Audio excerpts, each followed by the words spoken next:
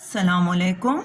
In today's video, we will learn about what is a fraction and how do we write a fraction. And in the end, we will discuss that how can a fraction can be reduced. Okay. Now, what is a fraction? A fraction is not a whole part. Now, what is a whole part? A whole part is this. This is one whole rectangle. What is this? This is one whole rectangle. And fraction is not one whole, but it will be a small or tiny part of something. A small or tiny part of something or a whole. This is one whole circle, but fraction will be a small part or a tiny part of this whole. But what is this? It is not a fraction. This is one whole circle. Okay. Now, we have discussed this, that what is it? This is one whole circle. If I shade some parts of it, and if I ask you that how many parts are unshaded or how many parts are unshaded, you will say one part of the whole circle is unshaded. One part of the whole circle is unshaded. And if I ask you that how many parts are shaded, so you will say 3 parts of whole are shaded. 3 parts of whole circle are shaded.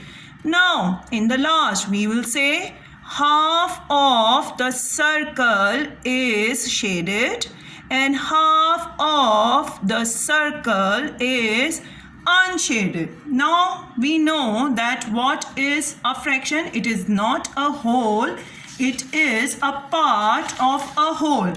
Now, let's learn how to write a fraction. How to write a fraction? A fraction is written in the form of numerator, a line and a denominator. Numerator and a line and a denominator. So the numerator representing with a number which is actually a part. How many parts of the whole? And denominator will be the number representing what are the total number of parts in the whole. What are the total number parts in the whole figure. So the fraction is written in the form of numerator, line and the denominator. For example, over here we see 1 over 2, 1 over 3 and 1 over 4. We will say half of the whole. We will say 1/3 of the whole, 1/4 of the whole and 3/10 of the whole or 3/4 of the whole. Now, what is happening over here? What is this about? There must be a rule. Yes, of course, there is a rule. In the numerator, whatever number you will take as it is. The numerator number we will say as it is. 113, 113. But with the denominator, we will use ordinals. What are ordinals? Again, first, second, third, fourth, fifth, sixth, seventh, eighth, and so on are ordinals. So for the denominator, we will say 10th, 3/4 of the whole, 3/10 of the whole. So let's say, for example, if I ask you, let's take the example of the circle again.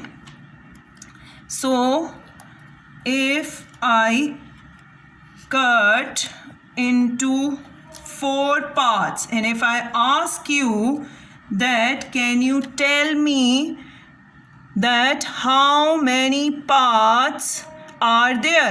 How many parts are there? You will say 3/4 parts are present. 3/4 parts are present. Or if there is a word problem like this, that if a whole pizza, what is this circle? It is a pizza. If a whole pizza is divided into 4 equal parts and this figure is given to you, if the question is there that how many parts are there or are left, how many parts are left? We will say 3/4 are left. 3/4 are left. 3/4 of the pizza is remaining to be eaten. Okay. And if the question is like this, how many parts are eaten? How many parts are eaten by someone? Okay. So we will say 1/4 of the parts are eaten. 1/4, it is 1, so we will say 1/4 is eaten. 1/4 is eaten. So you can move on with just keeping just 1 and removing the 3. So it is very easy that 3/4 are eaten and 1/4 is remaining.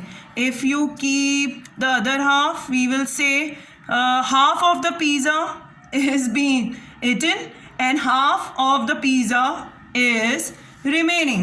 So let's do some more example also.